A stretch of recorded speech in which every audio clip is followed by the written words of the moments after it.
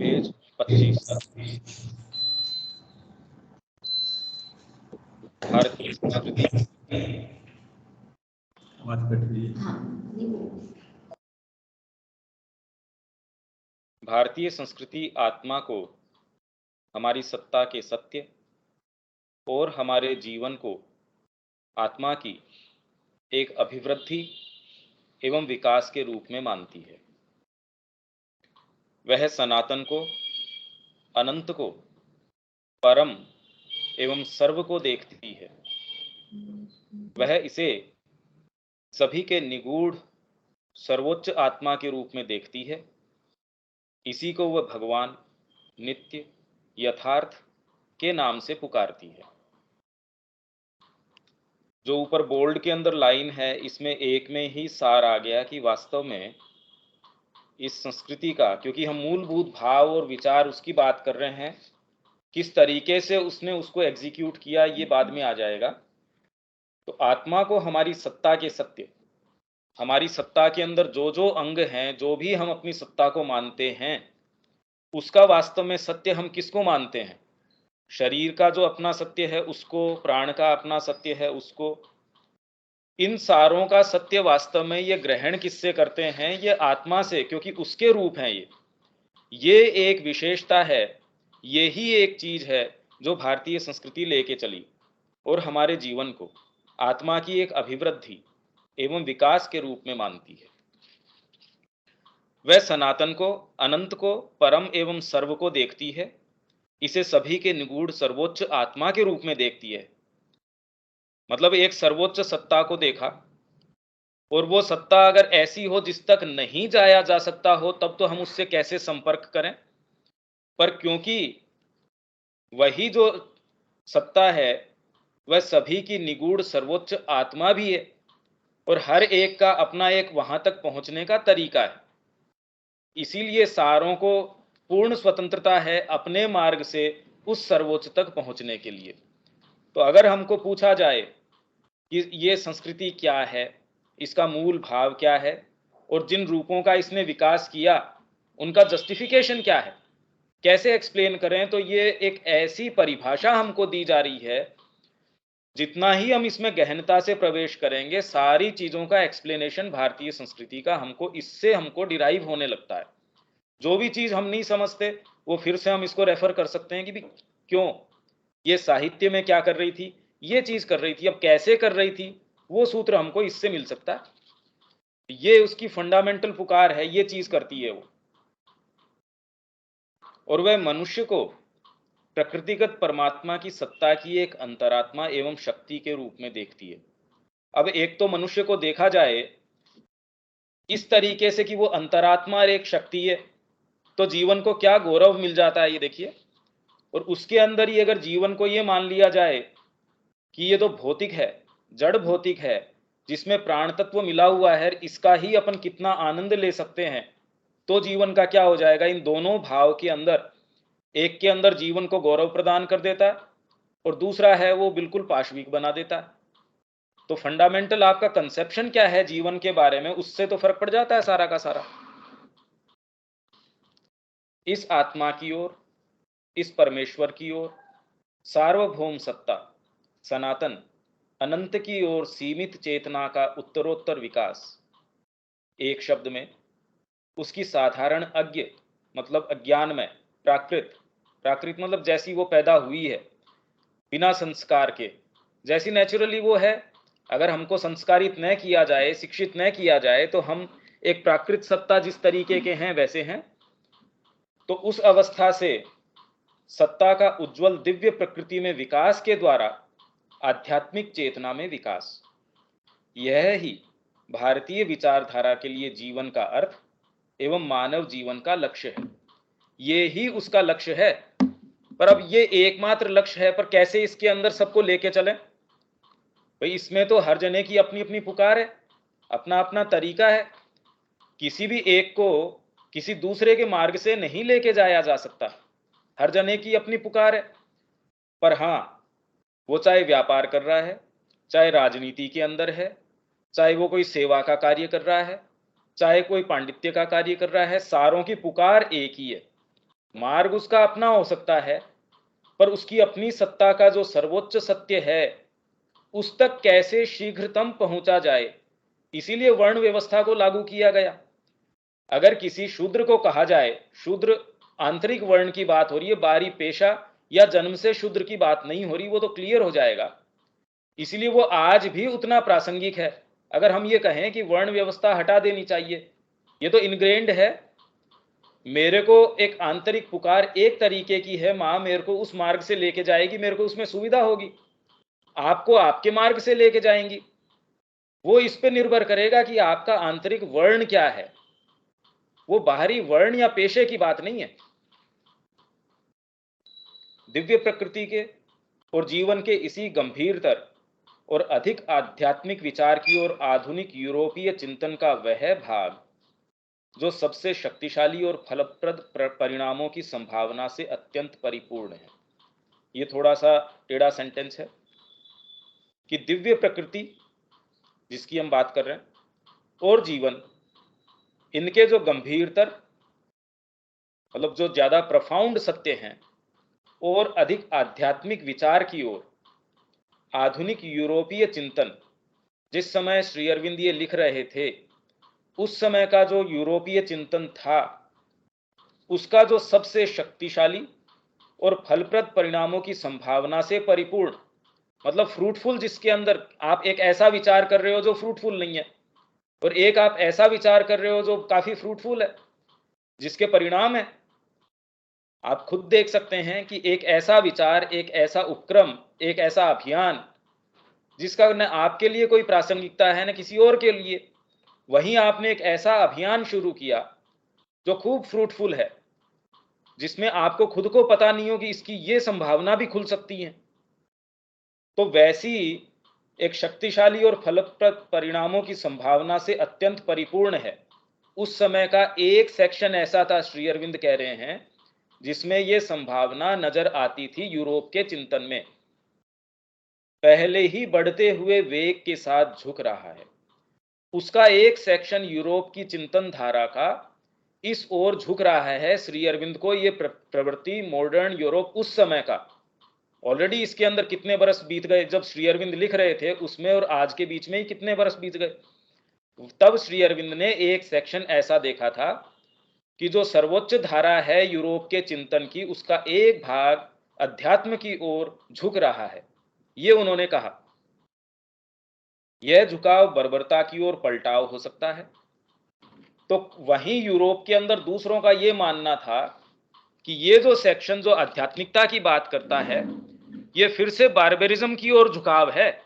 आप फिर से उन्हीं पुराने ढर्रों की ओर लौटने की बात कर रहे हैं,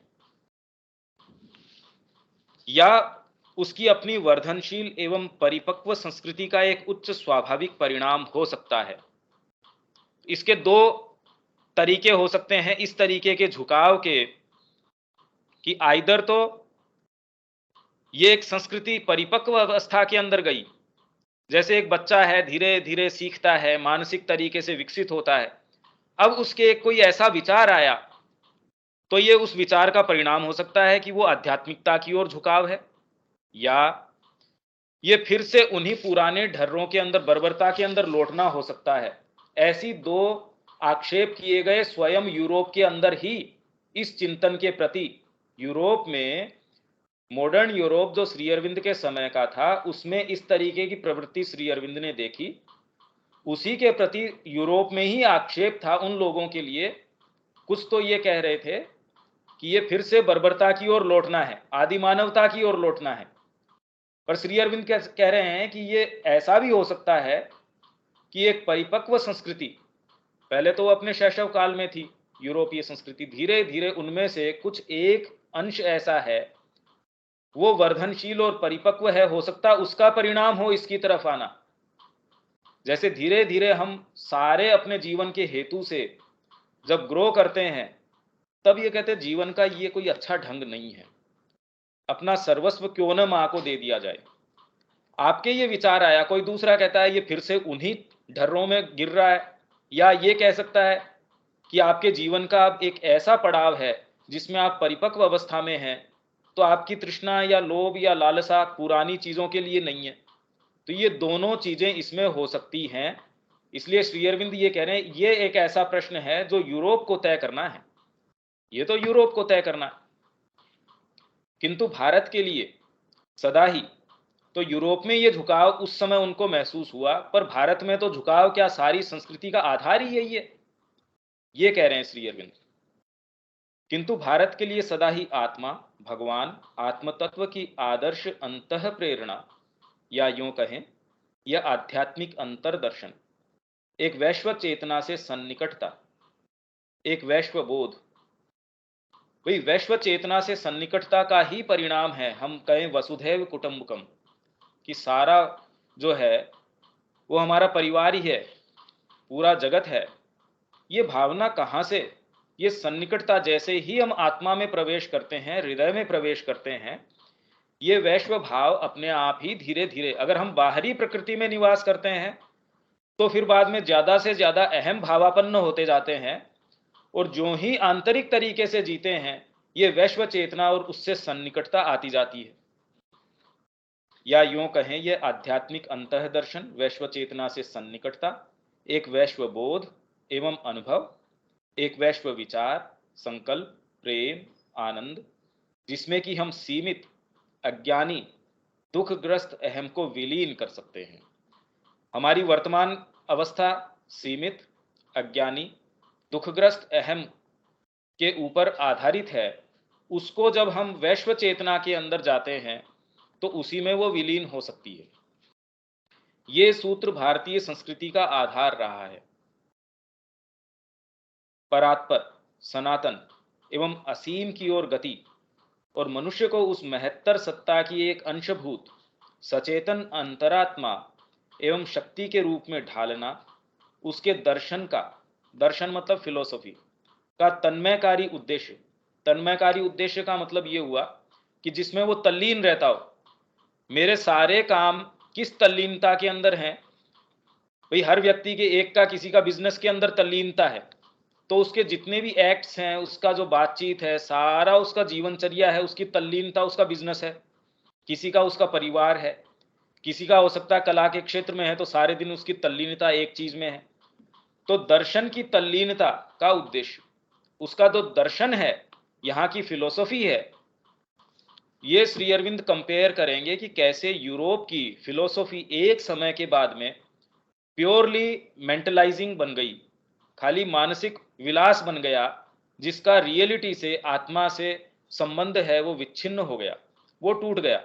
जबकि भारत में हमेशा ही ये तार, फिलोसफी हो, आपका मेटाफिजिक्स हो, दर्शन हो, ज्ञान हो, योग हो, कुछ भी हो, सारों का मूल जो है आपका अनुभव है।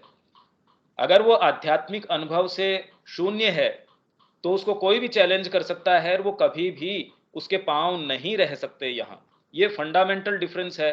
अगर हम बाहर की किन्हीं भी फिलोसफीज की बात करें जो अपने खाली वाग विलास हैं, माइंड के तरीके से हैं, यहाँ इंट्यूशन के ऊपर है। आध्यात्मिक आपको विजन है, उसका रेवलेशन है, वो उसको चेक करता है कि क्या ये वेद सम्मत है, वेदों में ये चीज मिलती है। अगर नहीं मिलती तो चाहे कितना भी बड़ा कोई योगी हो, तपस्वी हो, उसकी बात को स्वीकार नहीं किया जाता, उसको ट्रेस किया जाता है, उसकी प्रामाणिकता सिद्ध की जाती है कि किसमें।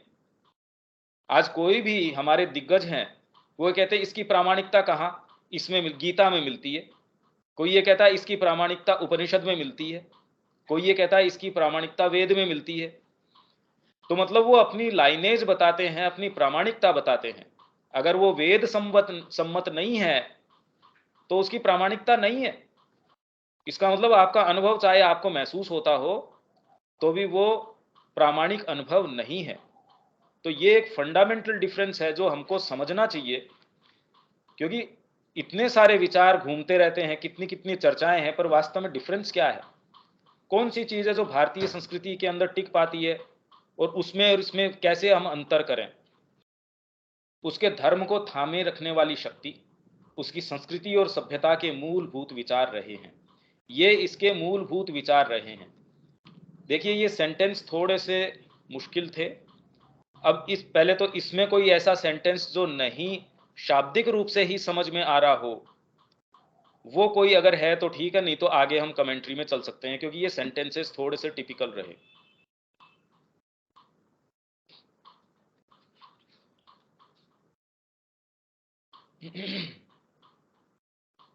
इसमें कोई सेंटेंस है क्या जो जो क्लियर न हो?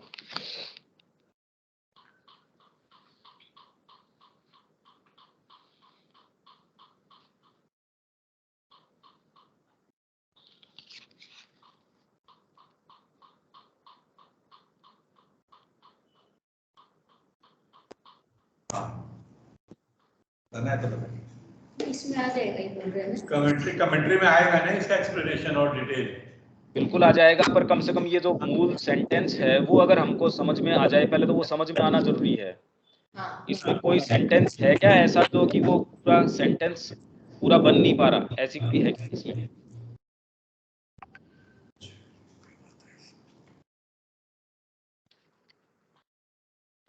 ये तो इन्होंने क्लियर कर ही दिया था। वो समझ में आएगा तब कमेंट्री हमारे लिए और सुगम हो जाएगी। हाँ नहीं तो कमेंट्री किस चीज के कारण रिलेट कर रही है वो हम उसको समझ पाएंगे। पंकज जी, इसमें सिर्फ यूरोप की बात हो रही है ना? हाँ, यूरोप के अंदर श्री अरविंद को उस समय एक ऐसा सेक्शन महसूस, इंडिया से कंपेयर किया जा रहा है कि ये Am I जो audible? मूलभूत, श्री अरविंद यहाँ कह रहे हैं मूलभूत विचार भारतीय जो सभ्यता है, संस्कृति है, उसका ये रहा। और इसमें एक सेक्शन ऐसा है जो इस निष्कर्ष के ऊपर आ रहा है, या जिसका झुकाव भी अब इन्हीं चीजों के ऊपर है। भाई ये तो लाइफ डिवाइन शुरू ही इससे होती है कि अपनी एनलाइटेंड थॉट के अंदर जो पहले चार विचार मनुष्य जाति के पास आते हैं, गॉड, फ्रीडम, लाइट और इमोर्टेलिटी, पहला ही तो ह्यूमन एस्पिरेशन के अंदर पहला जो पैराग्राफ है, श्री अरविंद यही कह रहे हैं। तो जब कोई भी मानव ये सोचता है कि मेरी सत्ता का सत्य क्या, वास्तव में उद्देश्य क्या है, भाई मूलभूत विचार क्या है, उसी को तो एग्जीक्यूट करेगी संस्कृति या सभ्यता कोई भी। तो वो कह रहे हैं कि यूरोप जो है अब धीरे धीरे उसकी चिंतन धारा भी इसके ऊपर टटोलते टटोलते एक सेक्शन ऐसा है जो ये कह रहा है कि आत्मा का सत्य या एक ऐसी चीज कोई हमारे अंदर है जो हमारा सत्य हो सकती है, एक ऐसा सेक्शन है, वो कह रहे हैं। पर ये सेक्शन उसी के ऊपर खुद यूरोप में ही आक्षेप किया जाता है। मान लीजिए भारत में एक सेक्शन है, पर भारत के ही जो मेजोरिटी है वो उसको खंडन करती है कि नहीं नहीं ये गलत है। तो वैसे ही एक सेक्शन में ये विचार कहीं श्री अरविंद ने पढ़ा होगा भाई, उस समय के कोई फिलोसोफर, मतलब यूरोप कोई सारा यूरोप नहीं है, जब भारतीय संस्कृति के हैं, मतलब जो टॉप मोस्ट उसके जो लोग हैं, ऋषि हैं, उसकी आत्मा ने किसी के थ्रू भी अपनी वाणी कही। जैसे हम कहें कि कालिदास का युग, अब तो कालिदास तो एक जना था, बाकी तो करोड़ों लोग रहे होंगे। तो युग मतलब उस एक आदमी का सारे जानते भी नहीं होंगे कालिदास को, फिर भी एक पूरे युग को उसने दिशा प्रदान कर दी। मतलब उस समय की जो मूल वाणी थी, आज श्री अरविंद को कितने लोग जानते होंगे। फिर भी हम ये कह रहे हैं कि युग प्रवर्तक हैं, ये एक नए युग का आरंभ कर रहे हैं, एक नई चिंतन धारा दे रहे हैं। तो इस सारी गतिक्रम के अंदर जो जो मूल आवाज, जो उसकी वाणी है, वो हम उसका क्रम या उसका युग बता रहे हैं। तो उस समय की जो चिंतन धारा है यूरोप की, उसका एक सेक्शन श्री अरविंद को यो नजर आया जो इस विचार की ओर झुक रहा हो, भारतीय जो आत्मा का विचार है।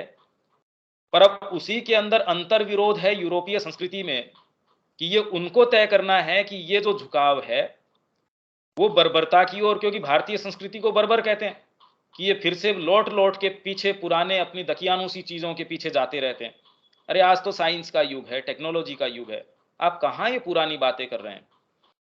तो ये इसको यूरोप को तय करना है कि ये ऐसी चिंतन धारा वो आपके मैच्योर होने के बाद का परिणाम है, उसका फल फूल है, या ये पीछे मुड़ना है, पीछे वापस लौटना है, ये यूरोप को तय करना है। पर भारत की तो हमेशा से ही ये चिंतन या ये आधारशिला रही है।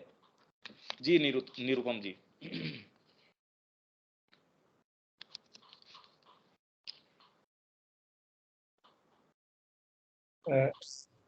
क्लियर हो गया? ठीक है, ठीक है, आगे। क्योंकि ये सेंटेंसेस थोड़े से, बाकी तो इसमें तो क्लियर हो ही जाएगा जो अपना कमेंट्री है इसके अंदर, पर सेंटेंस अगर क्लियर होगा तो कमेंट्री का और आनंद आएगा, नहीं तो वो डिसजॉइंटेड महसूस होगी, समझ में नहीं आएगा, पता नहीं लगेगा। ये बहुत इन्वॉल्व सेंटेंसेस हैं कमेंट्री।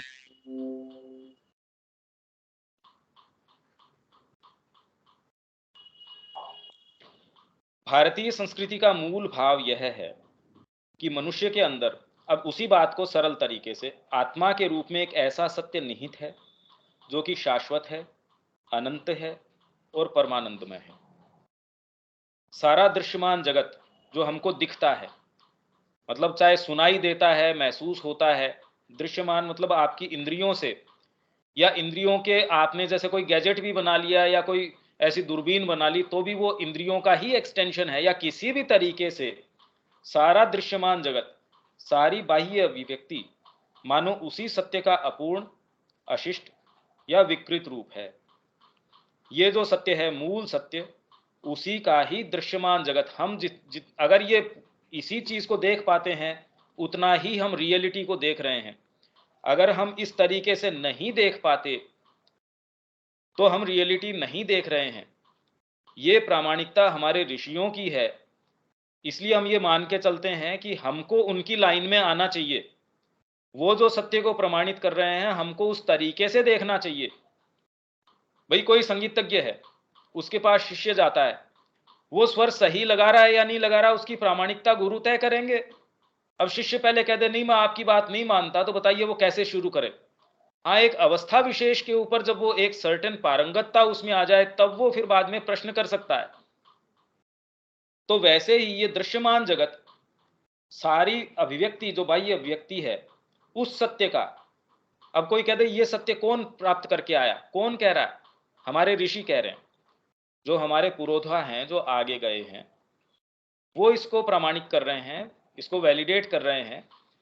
हम अगर इसको अनुभव नहीं कर पा रहे तो ये हमारी इनसफिशियंसी है। ये हमको प्रयास करना है कि हम ऐसा देख पाएं जो हमको इनसे मिलता है, जो ये हमको सारा वर्णन मिलता है, हमको उस तरीके से देखना होगा।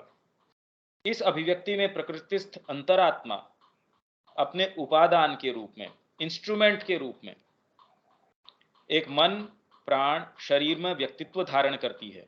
ये तो श्री अरविंद की बार बार, माँ की, श्री अरविंद की हम बार बार पढ़ते हैं कि एक हमारी अंतरात्मा है, वो अपने इंस्ट्रूमेंट के रूप में मन, प्राण और शरीर का व्यक्तित्व धारण करती है और उसके माध्यम से अपने सच्चे सत्य की ओर, अपने निज स्वरूप की पुनः प्राप्ति की ओर गति करती है। और वो धारण करके उसका जो सत्य है उसकी ओर वो गति करती है, निज स्वरूप की ओर। चूंकि प्रत्येक व्यक्ति की भौतिक, भावावेगात्मक, मनोवैज्ञानिक और आंतरिक भागों की संरचना किसी भी दूसरे व्यक्ति की संरचना से सर्वथा भिन्न होती है। एक व्यक्ति की संरचना दूसरे की संरचना से, मतलब भौतिक, आपकी भावावेगात्मक, मनोवैज्ञानिक, आंतरिक, ये सारी की सारी, इन शब्दों के साथ वैसे तो हमको विजुअलाइज करना चाहिए कि कैसे हमारी भौतिक संरचना तो हम देख रहे हैं बचपन से लेके कैसे आज तक जितना भी हमारी उम्र गुजरी है उसमें भौतिक चेंजेस तो हम खुद ही देख रहे हैं, भावावेगात्मक चेंजेस हम देख रहे हैं। पहले जिन चीजों के ऊपर आग्रह था या हमारे जो पहले भावावेग थे, कैसे उनका पूरा एक क्रम हम खुद अपने जीवन काल में देख सकते हैं। मनोवैज्ञानिक है, उसमें कम अंतर आता है। अगर आप विकसित नहीं है तो मनोवैज्ञानिक पटल के ऊपर आपको कम महसूस होगा। व्यक्ति कितना विकसित हुआ है, कितना परिष्कृत हुआ है, वो ही ये देख सकता है कि कैसे उसकी साइकोलॉजी कंप्लीटली चेंज हुई है। बाकी तो आप देखेंगे बचपन के अंदर माँ बाप भी वही चीज कह रहे थे, आप बचपन से वही ढर्रा, वही सारी चीज लेके आ रहे हो, अब कर नहीं पा रहे उतनी उम्र के कारण या जो भी है। पर मनोवैज्ञानिक तरीके से आप अगर आंतरिक तरीके से विकास करेंगे तो ही मनोवैज्ञानिक तरीके से ज्यादा आप श्रेणी में, कोटि में विकास कर सकेंगे। अदरवाइज तो आप ये चीज ज्यादा महसूस नहीं कर सकते। भावावेग की तो तक तो महसूस कर सकते हैं, भौतिक चेंजेस महसूस कर सकते हैं, पर माइंड के अंदर अगर आप देखें तो कई चीजें आपके जितने भी अनुभव रहे बचपन से लेके आज हमारी जो भी उम्र है उस तक वो इतना स्टैंडर्डाइज हो जाता है, हमको पता है ये चीज करनी है तो ऐसे बोलो। सामान्य जो है जगत में ऐसे व्यवहार करना चाहिए कि आपका काम हो जाए। अंदर से गुस्सा भी आ रहा है तो भी हंस के ऐसे बोलो, नहीं तो अगला नाराज हो जाएगा। कल को मेरे को किसी से अगर वापस काम नहीं है तो मैं उसको ये जवाब दे सकता हूं, पर मेरा पैसा इसमें अटक रहा है तो मैं ऐसे नहीं बोल सकता, उसको प्रेम से ही बोलना पड़ेगा कि अभी मेरा कुछ इसमें अटक रहा है या कल मेरे को इससे जरूरत पड़ सकती है। तो ये कई ऐसी चीजें हैं जो हम बोलने व्यवहार करने में हम सारे दिन देख सकते हैं। ये मैं कह रहा हूं कि मनोवैज्ञानिक तरीके से वास्तव में हमारा सच्चा विकास आंतरिक चेतना में जाने पे ही हो सकता है, अदरवाइज तो हम गुर सीख जाते हैं। जो ज्यादा सफल जो अपने आप को कहता है, इसका मतलब वो सफलता से सामान्य जो गुर हैं वो सीख गया कि कैसे अपना स्थान बनाना है, कैसे अपना काम निकालना है। पर मनोवैज्ञानिक तरीके से वो विकसित हो गया, वास्तव में ये हम नहीं कह सकते। एक अच्छा मार्केटिंग वाला बंदा है, वो बहुत अच्छे से अपना काम निकाल लेगा, तो कोई मनोवैज्ञानिक तरीके से विकसित थोड़ी हो गया वो। मनोवैज्ञानिक तरीके से विकास एक बहुत अलग चीज है, और आंतरिक भागों का विकास ये तो बिल्कुल ही अलग चीज है। ये हम देख सकते हैं कि ये खाली शब्द नहीं है। ये जब इस तरीके से हम देखते हैं तो पता चलता है कि एक एक शब्द कितना गंभीर है। तो एक व्यक्ति के अंदर ही इन भागों की संरचना किसी दूसरे व्यक्ति की संरचना से सर्वथा भिन्न होती है, और यहां तक कि किसी एक ही व्यक्ति में भी अपने जीवन काल में इन सभी के संतुलन में फेरबदल होता रहता है। आपके भाव, आपकी भौतिक संरचना, मनोविज्ञान का तो मैंने बता दिया। जब तक आप गहराई से उसमें परिवर्तन नहीं करते, आपके इनमें कोई विशेष परिवर्तन नहीं होता, बाहरी परिवर्तन आता रहता है। यही नहीं, अब आ गई ना वही बात, व्यक्ति जितना ही अधिक सचेतन और आंतरिक दृष्टिकोण से विकसित होता जाता है, उतना ही अधिक परिवर्तन उसकी भावावेगात्मक, मनोवैज्ञानिक और आंतरिक संरचना में और उन भागों के परस्पर तालमेल में आता जाता है। तालमेल का मतलब, अब मेरे को बहुत अच्छा लगता है कि भी किसी को सावित्री बहुत अच्छी लगती है, श्री अरविंद का जो दर्शन है, किसी को ये लगता है कि जीवन में ये ही करना चाहिए। एक भाग को लगता है, पर हमारी बाहरी प्रकृति है उसको साझा नहीं करती, उसके वही डर रहे हैं, वही टेस्ट्स हैं। कभी हम उसके खिलाफ हल्ला बोल करने की स्थिति में नहीं आते। हम ये नहीं कहते कि आज के बाद हम पुराने तरीके से नहीं जिएंगे। तो इसलिए हमारा जो वास्तविक फ्रेमवर्क है वो वैसा का वैसा ही बना रहता है, हम उसको तोड़ते नहीं। उसके डेकोरेशंस चेंज हो जाते हैं। हमको लगता है कि हमने ये, वो किसी ने कोई पुस्तक पढ़ी, किसी ने कुछ किया, तो कुछ समझ बढ़ सकती है, कुछ फर्क हो सकता है, पर फंडामेंटली हमारा फ्रेमवर्क वैसा का वैसा है। उसके ऊपर कोई प्रश्न चिन्ह नहीं करता कि मेरे को ये काम करना ही क्यों चाहिए, जीवन को इसी तरीके से ही क्यों जीना चाहिए, ये प्रश्न नहीं करते हम। ये जब प्रश्न होने शुरू होते हैं, तब वास्तव में मनोवैज्ञानिक जो अंतर है वो आना शुरू होता है। अगर ये प्रश्न फंडामेंटल हमारे जीवन के विषय में नहीं उठ रहे हैं, तो हम कितने भी व्याख्यान, कितनी भी सारी चीजें कर लें, उससे कोई विशेष मतलब मूलभूत अंतर नहीं आया। जीवन में कोई मूलभूत पग हमने नहीं रखा अभी तक। तो इनका तालमेल, जैसे ही आपका आंतरिक विकास होता है, वैसे ही आपका भौतिक जो है क्रियाकलाप, उसमें अंतर आ जाएगा। आपकी भावनाएं कैसी होंगी, उसमें अंतर आ जाएगा। तो तालमेल का ये मतलब है, उनका तालमेल आपस में क्या होगा, उसमें सारा ही अंतर आ जाएगा। जैसे ही आपका आंतरिक विकास जितना ही ज्यादा होगा, ये तो सारा ही हो जाएगा। हम आश्रम में सारी व्यवस्था माँ के वहां सन्निकट देखते हैं, वो सारी आंतरिक तरीके से है। वो सारी हर जने के लिए माँ का, अब पत्र व्यवहार देखिए, वो किस तरीके से किसको कौन सा काम बता रही हैं। सारा हेतु जो है आंतरिक है, काम तो वहां भी बाहरी हो रहे हैं, पर देखिए आप किस तरीके से सारे नियम विधान जो बाहरी जो संसार में चलते हैं, अगर हम बारीकी से देखें तो वहां विधान, दिव्य विधान चल रहा है, माँ का विधान चल रहा है वहां। ये बाहरी नियम ही नहीं है। इसलिए किसी एक व्यक्ति का अपने सच्चे लक्ष्य तक पहुंचने का मार्ग किसी दूसरे व्यक्ति से सर्वथा भिन्न होता है। मैं जिस तरीके से जो मैं वहां तक पहुंचूंगा,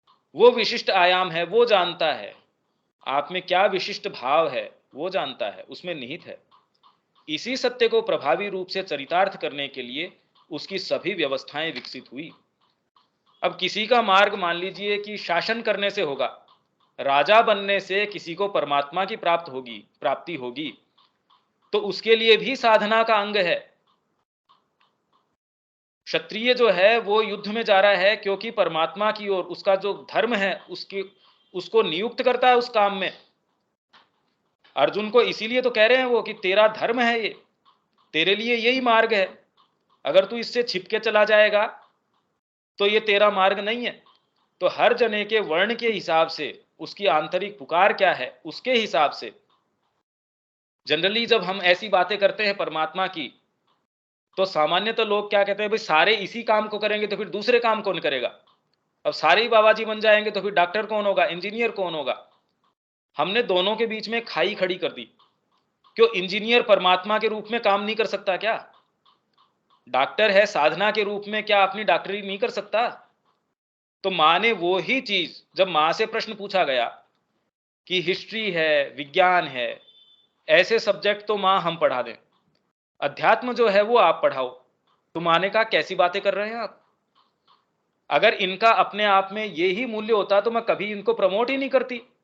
अगर ये आत्मा की अभिव्यक्ति के साधन या उसके माध्यम न होते तो मैं यहां ऐसी चीज करती ही क्यों, इसके लिए ट्रबल ही क्यों करते हैं आश्रम में। क्योंकि हर चीज परमात्मा का एक अंग हो सकती है, हर चीज उस तरीके से पढ़ाई जा सकती है, और ये डिटेल में माने ये चर्चा करी है। तो इसीलिए ये कह देना कि ये आध्यात्मिकता है, ये इंजीनियरिंग है, ये तो मेडिकल साइंस है, ये अलग अलग कैसे हो सकती हैं। भाई मैं उस रूप में सेवा तो कर ही सकता हूं। अगर मेरी आंतरिक पुकार ये है, आध्यात्मिकता का मतलब क्या है कि मैं बैठ जाऊं एक कॉर्नर के अंदर, कि निष्क्रिय हो जाओ। पर उसको करना क्या चाहिए वो तो अंदर से। तो क्या हम, भाई मेडिकल साइंस तो आज है, वैदिक युग से क्या लोग फिर बाद में तो अस्वस्थ रहे होंगे? या जितनी साइंसेज आज तक चलती आई हैं वो कहां से आ गई? अगर पहले तो क्या बीच में गैप है कि अभी तो विकास हो गया, पहले बिल्कुल सारे के सारे अशिष्ट थे, अनसिविलाइज्ड, अनकल्चर्ड थे, अनएजुकेटेड थे, ऐसा थोड़ी है। वो तो ऐसे सूत्र हैं आज तक भी हम उनको नहीं खोल पा रहे। तो ये हमको दिखाता है कि आध्यात्मिकता ही, जो गीता कह रही है योगः कर्मसु कौशलम, कि कर्म करके हम कुशलता उसमें हो जाए, वो योग है, ये उल्टी बात है। तो वही तो श्री अरविंद कह रहे हैं कि अच्छा शू मेकर भी योगी हो गया, नहीं। योग युक्त होने पे आप वास्तव में सही कर्म कर सकते हैं। नहीं तो आप पहला प्रश्न ही नहीं करते कि मेरे को करना क्या चाहिए, मेरे को ये वाली दवाई लेनी चाहिए या नहीं चाहिए। वो तो आपको कोई अनुभवी डॉक्टर बताएगा। भाई मेरे कोई रोग है, मैं दवाइयों का कोई मेरे को ज्ञान नहीं है, अब मैं जाके हर कोई दवाई उठा लूं उसकी बजाय तो कहते तू नए ले अपने आप स्वस्थ हो जाए, वो ठीक है, पता नहीं तू क्या उठा लेगा क्या ले लेगा। तो उसमें जितनी गंभीरता नहीं उससे ज्यादा तो इसमें गंभीरता है। तो ये एक बीच का गैप है जो वास्तव में, जिसको आध्यात्मिकता का या इन डीपर चीजों का कभी कोई आभास नहीं है, वो ऐसी बातें करता है कि आप अगर आश्रम में चले जाओगे तो फिर बाद में सभी आश्रम में चले जाएंगे तो ये अरे सभी सारे काम कैसे कर सकते हैं, और आध्यात्मिकता में जाने के बाद भी सारे एक मार्ग से कैसे चल सकते हैं। वैदिक युग में अगर सारे ऋषि थे तो क्या वहां उस समय जिन चीजों की पर ये सारे ऐसी चीजें रहेंगी, ये भी नहीं है। सारे अस्वस्थ रहेंगे भी, क्यों रहना चाहिए अस्वस्थ? ये तो कोई विकास का मापक नहीं है। इसका कोई कि इतनी सारी मैंने पुलिस बढ़ा दी कितना विकास हो गया, तो ये विकास का कोई स्टैंडर्ड कैसे हो सकता है? गली गली के अंदर आपके जो है वकील मिल रहा है, और एक परिवार के अंदर भी 4 जने 4 वकील के पास जाते हैं, देखो कितना विकास हो गया। जीडीपी तो बढ़ जाएगी पर विकास का मापक कैसे हो सकता है ये? तो अगर हम इस संस्कृति की बात करें, अब आश्रम में ये कोई सी भी चीजें नहीं है तो कहते देखो जीडीपी यहाँ की कम है, माँ के पास न तो कोई वकील की आवश्यकता, जाके पूछ लेते हैं। तो 2 जनों के बीच में मतभेद हो तो कोई दिक्कत नहीं है, माँ के पास गए, माँ कह देती ये कर लो, दोनों को कोई दिक्कत नहीं है। तो आपने वकीलों का पेशा है वो खत्म कर दिया। श्री अरविंद की कृपा से जो है सारे स्वस्थ हो रहे हैं तो डॉक्टरों का पेशा खत्म हो गया। तो हमने तो विकास जो है देश का खत्म कर दिया। अब तो ये तो हमारी मानसिकता की दरिद्रता है, उसकी इनसफिशियंसी है। तो अगर पूरे देश में हम ऐसी चीज की, ऐसे सामंजस्य की कोशिश करें और जो असामंजस्य के रूप हैं वो कम होते जाएं, तो विकास का परिमाण है या किसका है? ये चिंतन तो हमको करने की आवश्यकता है। तो अगर हम ये कहें कि देश विकसित इन मापकों के ऊपर हो रहा है कि कितनी जीडीपी बढ़ जाती है, तो हमको थोड़ा सोचने की आवश्यकता है। श्री अरविंद जिस समय भारतीय, वही बात आ गई यूरोप वाली, जिस समय भारतीय संस्कृति के विषय में ये लेख लिख रहे थे, उस समय उन्हें तत्कालीन यूरोप के एक प्रगतिशील वर्ग में भारतीय संस्कृति द्वारा प्रतिपादित जीवन के गंभीरतर सत्यों की ओर झुकाव की प्रवृत्ति दिखाई दी। अब ये श्री अरविंद ने ही पहचान सकते हैं, और तो कोई दूसरा क्या पहचाना होगा, और तो कोई दूसरा इसको पहचान ही नहीं सकता। परंतु स्वयं यूरोप में ही अन्य लोगों द्वारा इस प्रवृत्ति को एशिया के प्रभाव के कारण बर्बरता की ओर लौटना बताया जाता था कि भाई ये एशियंस का इन्फिल्ट्रेशन हो रहा है, इसके कारण वापस लौट रहे हैं ये बर्बरता की ओर। तो कुछ लोग इसका इस रूप में खंडन भी करते थे। वहां कोई लेख पढ़ा होगा श्री अरविंद ने, कहीं कोई ऐसी चीज पढ़ी होगी, कोई रुख देखा होगा, उनका तो एक अलग विशिष्ट तरीका था देखने का। अतः श्री अरविंद ने तत्कालीन परिस्थितियों को देखते हुए यह लिखा कि यह प्रवृत्ति बर्बरता की ओर पुनः लौटना है या फिर जीवन के गंभीरतर और उत्कृष्टतर मूल्यों की ओर उद्घाटित और विकसित होने का स्वाभाविक परिणाम है, यह तो स्वयं यूरोप को ही तय करना है। तो ये समस्या यूरोप की है, वो इसको क्या मानता है, वो हमारी थोड़ी है। श्री अरविंद के समय की तुलना में अब तो पश्चिम में स्थितियां बहुत बदल चुकी हैं। बहुत लंबा समय बीत गया जब श्री अरविंद ये लिख रहे थे, आज के अंदर तो देखिए कितना समय बीत गया, और भारतीय संस्कृति का प्रभाव वहां दिनों दिन बढ़ता ही जा रहा है। पाश्चात्य देशों में पहले जहां कोई हिंदू मंदिर या आश्रम या कोई आध्यात्मिक केंद्र कदाचित ही देखने को मिलता था, वहीं अब वहां कदाचित ही ऐसा कोई शहर होगा जिसमें हमें कोई हिंदू मंदिर या कोई आध्यात्मिक केंद्र या कोई आश्रम न मिले और जिसमें स्थानीय लोग पूरे मनोयोग से भाग न लेते हों। इस्कॉन के ही कितने सारे मंदिर हो गए। जगन्नाथ जी की रथ यात्रा में जितनी भीड़ यहाँ हो रही है, उतनी बताइए अगर वहां हो रही है, तो इसका मतलब मूवमेंट तो चेंज हो गया। जिसमें राम कृष्ण ऐसे देवताओं की तो बात छोड़िए, जो क्षेत्रीय जो देवता हैं आपके, उनके अगर मंदिर वहां हो गए, रानी सती के मंदिर हो गए कितने सारे तो वहां अमेरिका के अंदर। अब बताओ, और कितने लोग वहां जा रहे होंगे, तब तो मंदिर की हुई, नहीं तो अपने घर के ऊपर भी स्थापित कर सकते थे। मतलब यहां से ज्यादा भव्य मंदिर, यहां से बेटर सेवा वगैरह सारी वहां हो रही, और वहां जो वेदांत के जो जो सारे व्याख्यान होते हैं, यहां फिर भी लोग उनके अंदर नहीं जाते, और वहां भीड़ हो रही है। वहां इतनी भीड़ है, उसकी जो ऑडियो टेप्स है वो उनकी बिक्री हो रही है, यहां कौन पूछता है, यहां तो है ही नहीं। तो ये सारी चीजें वहां अगर देखने को मिल रही है, तो इसका मतलब रुझान में तो अंतर है। इसका एक उदाहरण है पाश्चात्य देशों में भी बड़ी भारी धूमधाम से भगवान जगन्नाथ की रथ यात्रा निकाली जाना, और इसी प्रकार कुछ अन्य भारतीय त्योहारों और पर्वों को मनाए जाना। जहां अब रशिया के अंदर भी इस्कॉन का हम देख सकते हैं ना, कितना जबरदस्त प्रभाव है। रशियन लैंग्वेज में श्री अरविंद का सारा साहित्य हो गया, कितना जो आध्यात्मिक साहित्य सारा ट्रांसलेट होके वहां मिल रहा है, लोग उसको पढ़ रहे हैं, अध्ययन कर रहे हैं, वेदों का अध्ययन हो रहा है, उसके ऊपर शोध हो रही है। तो रुझान का तो विषय है। अगर आपके यूनिवर्सिटी में कोई शोध का विषय है, तो मतलब आपको लगता है कि ये कोई ऐसी चीज है जिसको अपने को शोध करनी चाहिए, उस पर रिसर्च करने लायक आपको चीज लगती है, वो तब तो आप शोध करेंगे। अगर महत्वपूर्ण ही चीज नहीं है तो क्यों शोध करेंगे? तो रुझान में तो सारा ही अंतर आ गया। जहां पहले प्राचीन भारतीय ग्रंथों को बर्बर मानव जाति के अभिलेखों के रूप में अवमानित किया जाता था, वहीं अब अधिकाधिक उनका अध्ययन विश्वविद्यालयों में शोध का विषय बन गया है। आ गई वही बात। पश्चिम के किसी भी शहर में भारतीय आध्यात्मिकता के ग्रंथ किसी भी अच्छे पुस्तक बिक्री केंद्र पर या पुस्तकालय में सहज ही उपलब्ध हो जाते हैं। जहां पहले इस अध्ययन की ओर या फिर इस संस्कृति के मूल्यों की ओर रुझान रखना, किसी गुरु के पास जाना आदि को हीन दृष्टि से देखा जाता था, वहीं अब ऐसा भाव लगभग लुप्त हो चुका है।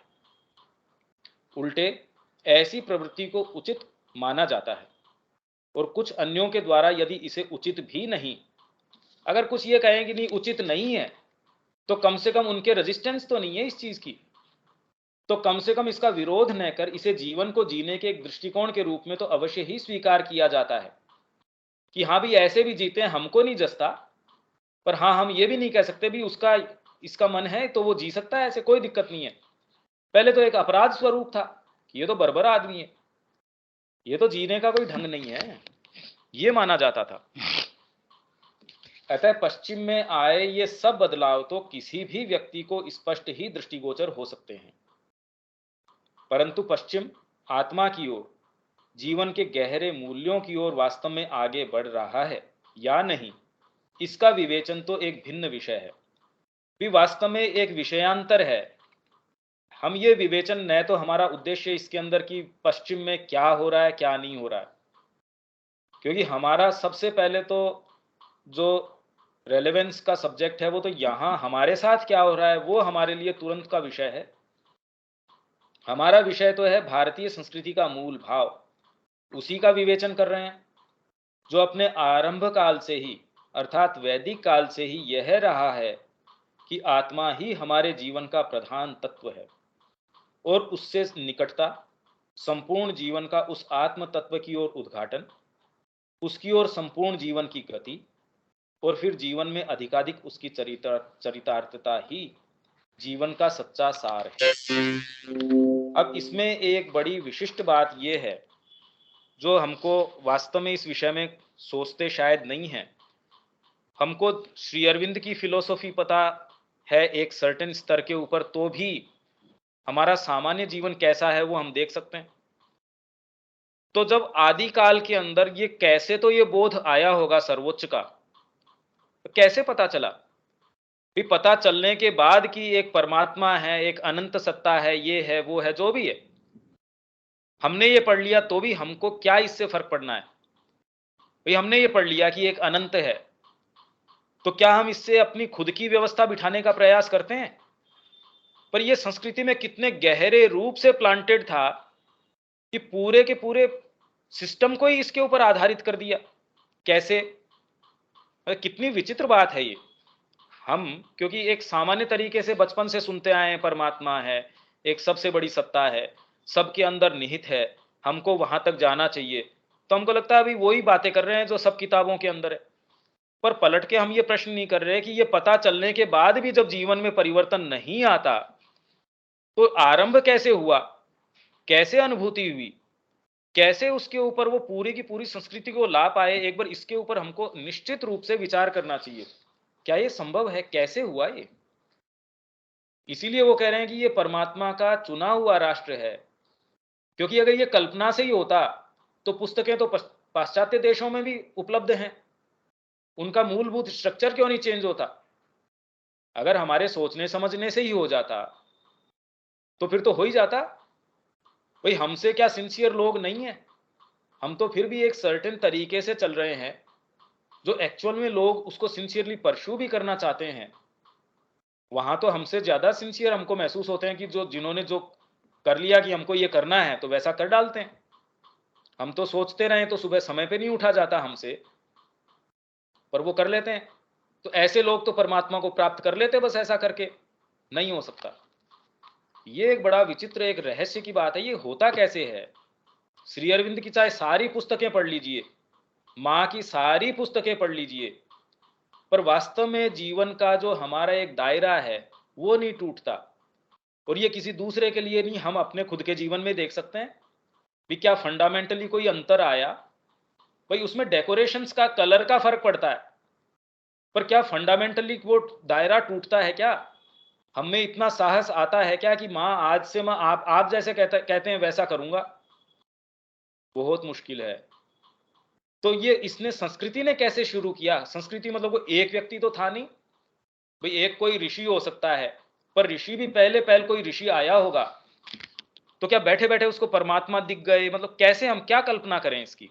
उसको अनुभूति हो गई, उसने कह दिया कि ये सर्वोच्च सत्य है, एक अनंत है। जो अपने सेंटेंस शुरू किया कि भारतीय संस्कृति आत्मा को हमारी सत्ता के सत्य और जीवन को आत्मा की अभिवृद्धि एवं विकास के रूप में मानती है।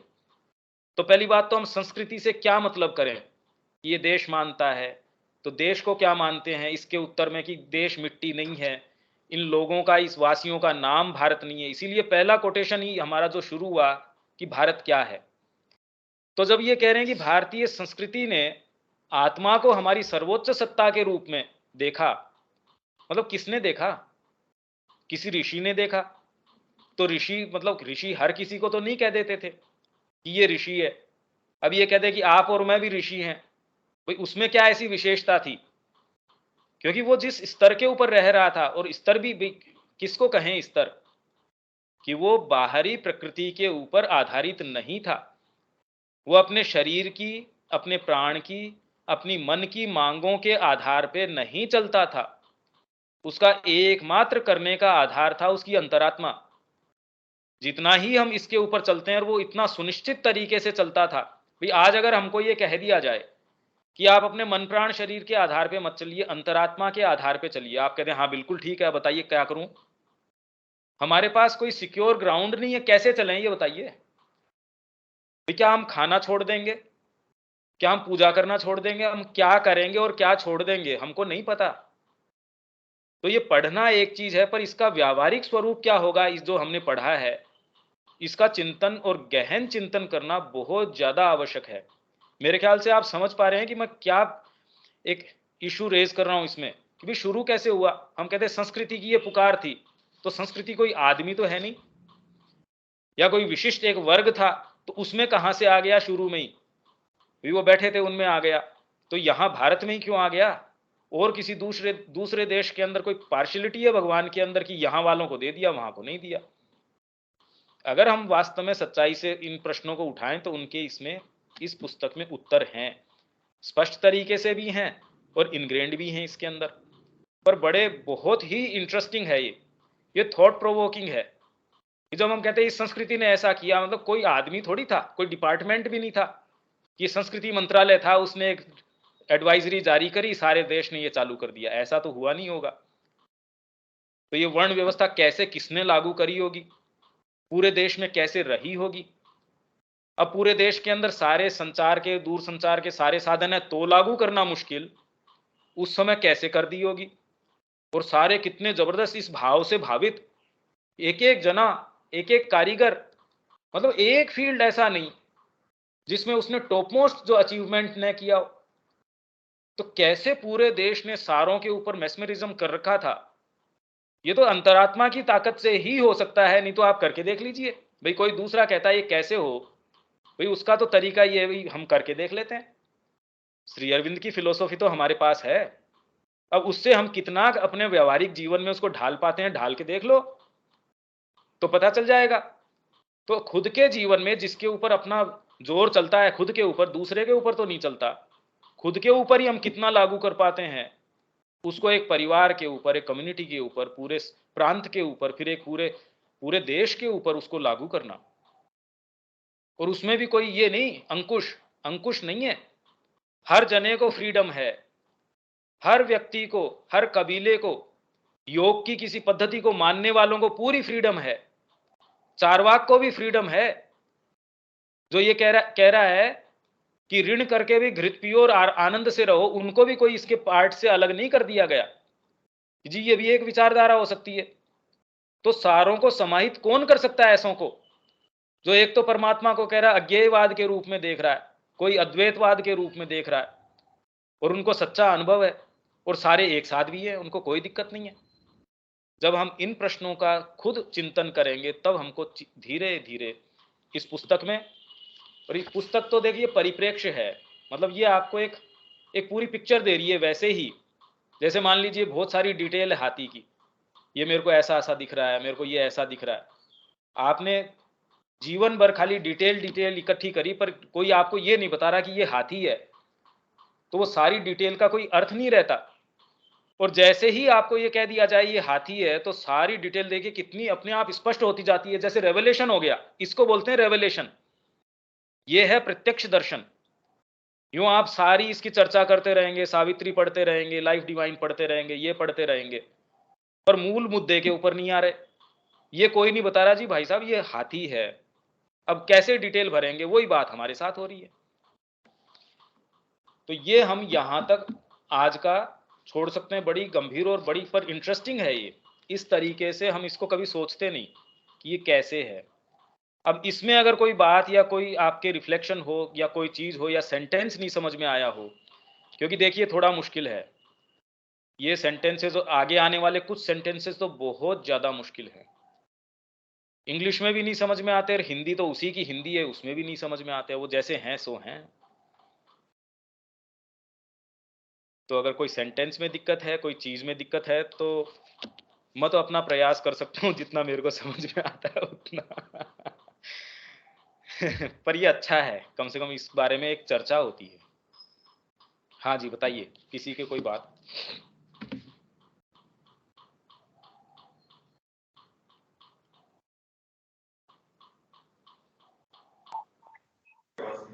हाँ, अब हाँ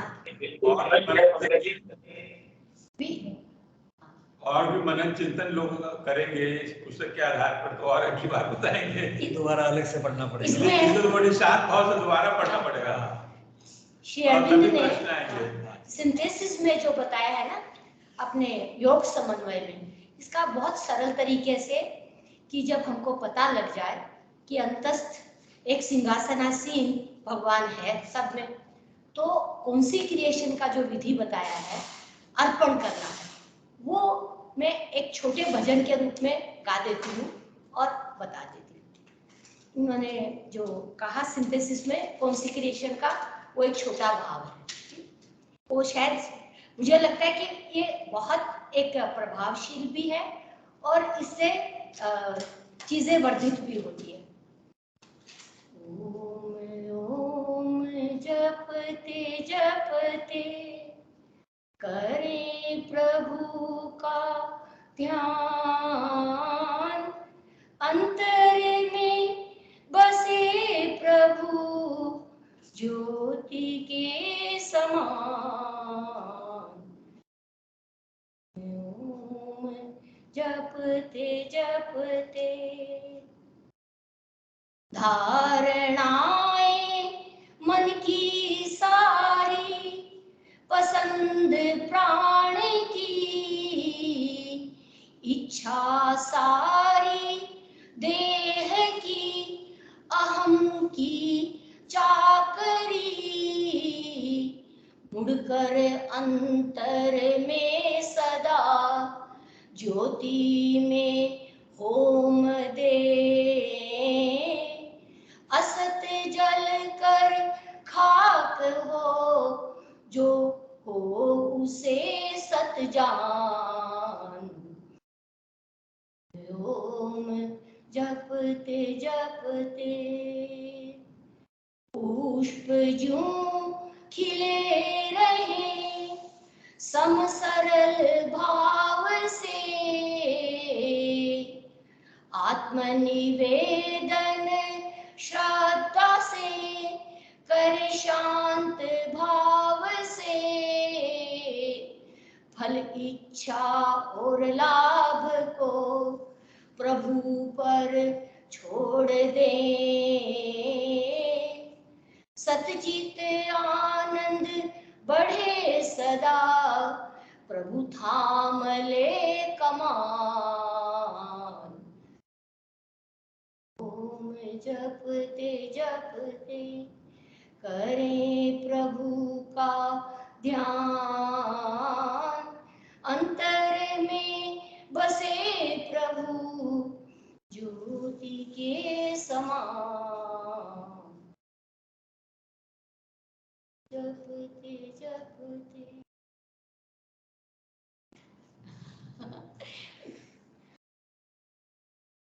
हाँ, चलिए ओम करें। ठीक, ओम करें।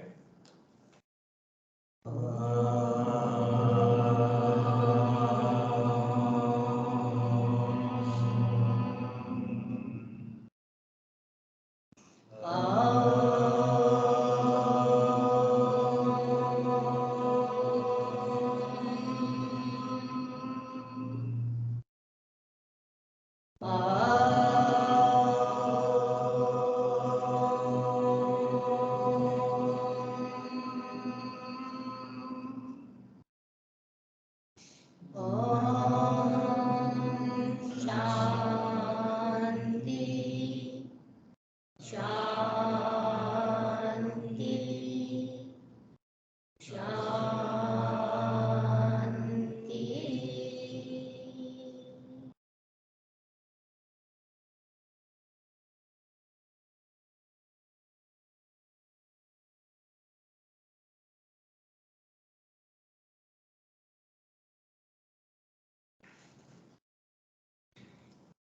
जय श्री राम।